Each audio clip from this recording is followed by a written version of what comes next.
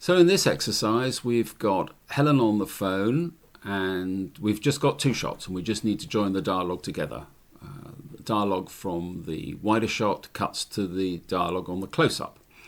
The thing is, she leaves a breath. Which side of the cut do you put the breath on? You'll see what I mean after you've looked at the two shots. Here they are. Here's the wide shot. Ooh, I just felt the baby move again. And here's the continuing dialogue on the close-up. Okay, until 7. Love you. Now she gives a breath on both of the shots. One on the end of the two shot and a repeat breath on the close-up. Which side should you put that breath? In other words, where should the pause be to allow a person on the other end of the phone call to say something? Let's lay the wide shot down anyway. The beginning and the end, and plonk it down. And because I know the shots were virtually continuous, I'm going to pick up the close-up, beginning, end, and plonk that also down on the timeline. So let's just play the edit. Just felt the baby move again.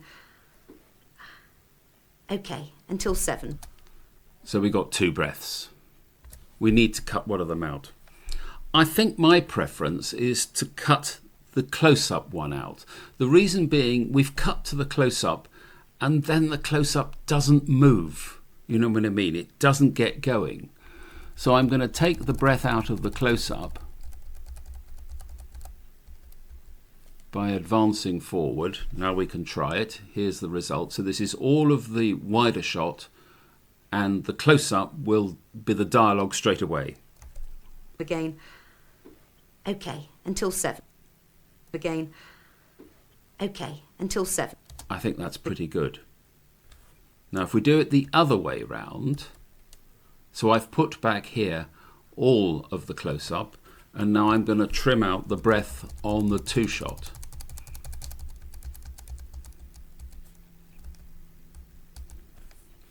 Now let's have a look at the edit. Just felt the baby move again. Just felt the baby move again. For me, that's not as good. I'm not certain why, but I would suspect you've created a cut. We've cut to a close-up and then there's a delay. I think it's probably that reason. In other words, you've taken away from a perfectly decent wider shot of Helen. We've cut close and we've not moved on. There isn't an immediate reason why we've cut. So let me go back to the other version, which is here. Let me play that to you again. Just felt the baby move again. Okay, until 7. Maybe that's a gnat's tight. Looking at it, let's just loosen a fraction off there. Here we go again. Again. Okay, until 7. That looks good. Again. A small point, I know, but in actual fact, you can probably take breaths out of most of the cuts you make. Whether you need to take them out, and in this case we don't, because we need to create a little bit of space for the person on the other side of the phone to reply to her question. So here the breath is useful as a little spacer, if you like. But there are other occasions where you would want to take the breaths out because it keeps the dialogue moving.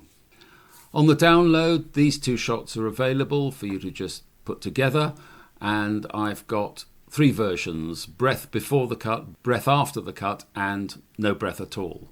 So have a look at them and see which one you prefer.